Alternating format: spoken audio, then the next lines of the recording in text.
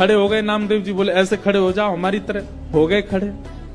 अब ठाकुर जी उनका श्रृंगार कर रहे हैं, अपनी जैसी पगड़ी पहनाई, अपने जैसे वस्त्र पहनाए, अपने जैसे पूरे हाथ पाम कर दिए। नामदेव अब हम जा रहे हैं तुम्हारे घर प्रसाद पाने, 2-4 घंटा में मंगला आरती होगी, खड़े रहना यहीं पे।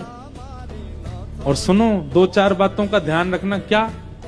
ये सुबह सुबह पुजारी आकर के तुमको ठंडे ठंडे पानी से नवाएंगे, ठिठर मत जाना। अंदर से ठंडी लगे तो भी रोक लेना।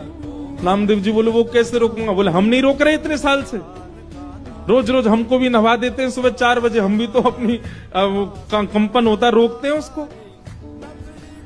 और सुनो फिर दूध से नवाएंगे तुमको, उसके बाद शहद डालेंगे तुम्हारे ऊपर।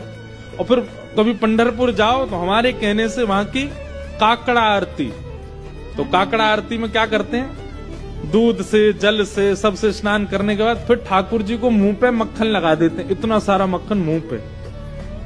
तो ठाकुर जी बोले स्नान आदि के बाद तुम्हारे मुंह पे मक्खन लगाया जाएगा, तुम्हारा मन तो करेगा कि मैं खा लूं, लेकिन जीभ निकालना नहीं बाहर, उसको लगे ही रहने देना। नामदेव जी बोले फिर तुम्हारा श्रृंगार होगा। और श्रृंगार के बाद पंढरपुर में हर दर्शनार्थी को अधिकार है कि भीतर मंदिर में जाके ठाकुर जी के चरण छू सकता है, अपना सर वहां रख सकता है, सबको छूने का अधिकार है। बोले दुनिया भर के लोग तुम्हारे सामने आएंगे, सब लोग आकर के तुम्हारे चरणों में प्रणाम करेंगे, अपने दुख दर्द बताएंगे, सबकी सुन लेना, पूर्ण किसी की मत करना। तुमको दया भी आएगी, कोई रोता हुआ भी आएगा, कोई बहुत ज्यादा विचलित भी आएगा।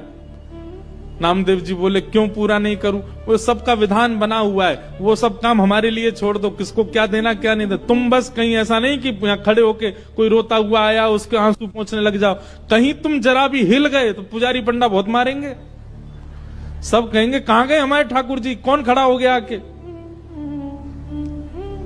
नामदेव जी बोले जो आ गया, बढ़िया निमंत्रण दिया।